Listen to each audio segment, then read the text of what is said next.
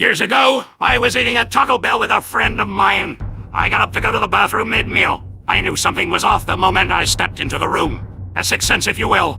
But fuck, I had to pee. Now I tend to avoid urinals due to the splashback, so I go to the first stall and push the door open. By the time the door swung open, hit the side wall and closed again, I saw one of the most disgusting scenes I've ever experienced. You know how you can take a water hose and place your finger over the top to make the water spray? Well, imagine that, but with explosive diarrhea. The only logical thing I could think of was the poor soul who got so close to making it on time managed to pull their pants down just enough to make it spray. Because it's been 18 years and I can remember that shit like it was yesterday. It was everywhere. The kind of everywhere that makes you think you're on a prank show. I shit you not, I turned right around, all but forgotten washed my hands because just seeing that made me feel dirty, and turned to leave. On my way out, I go to check the paper towel I used to dry my hands, and what do I see placed perfectly on top of the trash can? Dirty, motherfucking, shit-filled underwear. I went into the bathroom, boy. I came out a veteran with PTSD, so I did the only natural thing I could think of. Went back and told my friend he had to check out the stall in the men's room, because some burdens are too heavy to carry along. We didn't finish our food that day.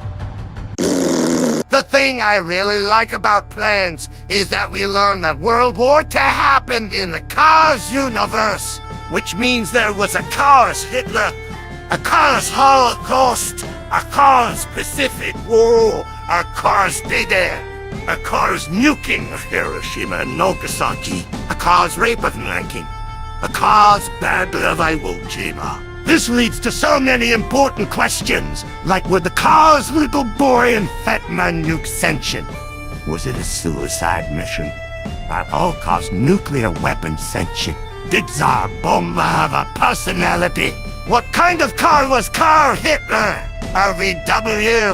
A forklift? Was there a Cars 911? Were the planes hijacked? Or were the planes themselves radicalized? I could go on. Edit.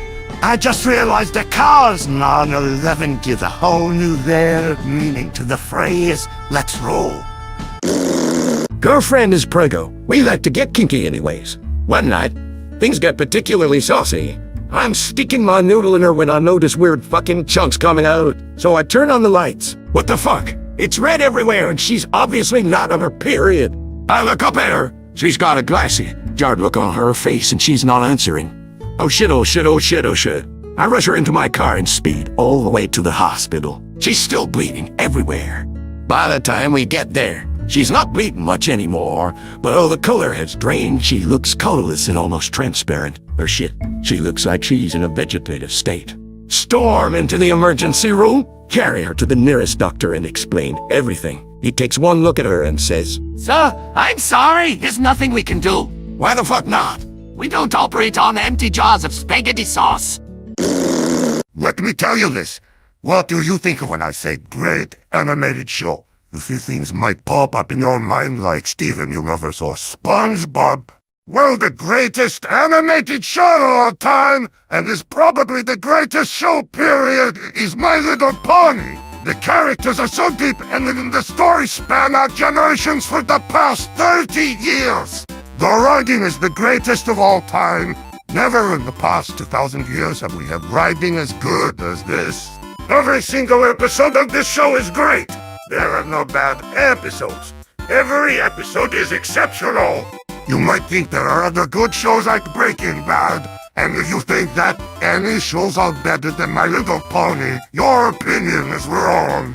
I think that every single human being should be turned into a pony and follow the ways of friendship and magic, and get rid of that horrible stuff like South Park. My Little Pony is the best show, Barton. The fan base is also amazing. There has never been more artists creating so much great content, and all that is the modern Picassos. If you dislike this show, I'm sorry. But you are a racist, sexist pig, and should be gassed, and should be enforced the way of friendship. I will become the world leader and establish enforced friendship and enforced pony bodies. If you do not agree with me, I will have you get sent to the friendship camps that will teach you friendship whether you like it or not. This is more than a show. This is a movement. Bro. I met Shawn Michaels at a restaurant once. We'd accidentally been given his table. Apparently he was fond of the restaurant and had a specific table he liked, and the management had messed up and gotten their days wrong. It was Tuesday and they thought he was coming on Thursday or something like that.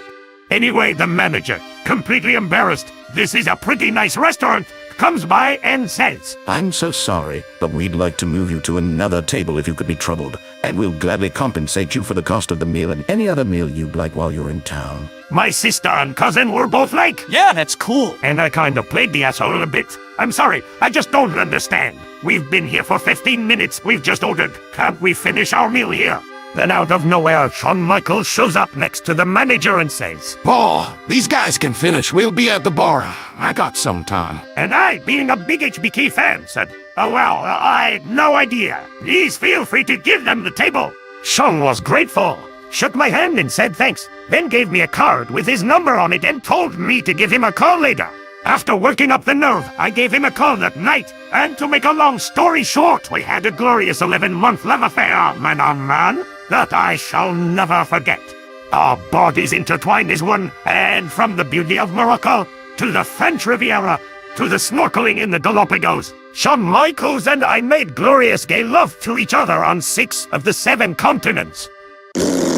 Australia's not real. It's a hoax, made for us to believe that Britain moved over their criminals to someplace. In reality, all these criminals were loaded off the ships into the waters, drowning before they could see land ever again. Australia does not exist. All things you call proof are actually well-fabricated lies and documents made by the leading governments of the world. Your Australian friends, they're all actors and computer-generated personas, part of the plot to trick the world. If you think you've ever been to Australia, you're terribly wrong. The plane pilots are all in on this, and have, in all actuality, only flown you to islands close nearby, or in some cases, parts of South America, where they're cleared space and hired actors to act out as real Australians. Australia is one of the biggest hoaxes ever created, and you have all been tricked. Join the movement today, and make it known that they have been deceived. Make it known that this has all just been a cover-up. The things these Australians says to be doing, all these swear words and actions based on alcoholism, MDMA, and bad decisions, are always to distract you from the ugly truth that is one of the greatest genocides in history. 162,000 people were said to have been transported to this imaginary land during a mere 80 years, and they are all long dead by now. They never reached that promised land. Tell the truth. Stand up for what is right. Make sure to spread the word. Australia is not real. It's a code word for the cold-blooded murder of more than 100,000 people, and it is not okay. We will not accept this. Stand up for the ones who died. Let it be known that Australia does not exist. Did you ever hear the tragedy of Darth Plagueis the Wise? I thought not. It's not a story the Jedi would tell you. It's a Sith legend. Darth Plagueis was a Dark Lord of the Sith, so powerful and so wise he could use the Force to influence the midichlorians to create life. He had such a knowledge of the dark side that he could even keep the ones he cared about from dying. The dark side of the Force is a pathway to many abilities some consider to be unnatural. He became so powerful, the only thing he was afraid of was losing his power, which eventually, of course, he did. Unfortunately, he taught his apprentice everything he knew, then his apprentice killed him in his sleep. Ironic, he could save others from death, but not himself. Hey guys, last night, Snickers. I stuck a wine bottle in my vagina. Muffled laughter. But then I got drunk because of the wine in my vagina. Hearty laughs. And then, 2 guys started spit roasting me. Full on laughter. Soon, I started deep-throating a big-ass weenie. Laughter starts exceeding 90 decibels. And then, I got a high.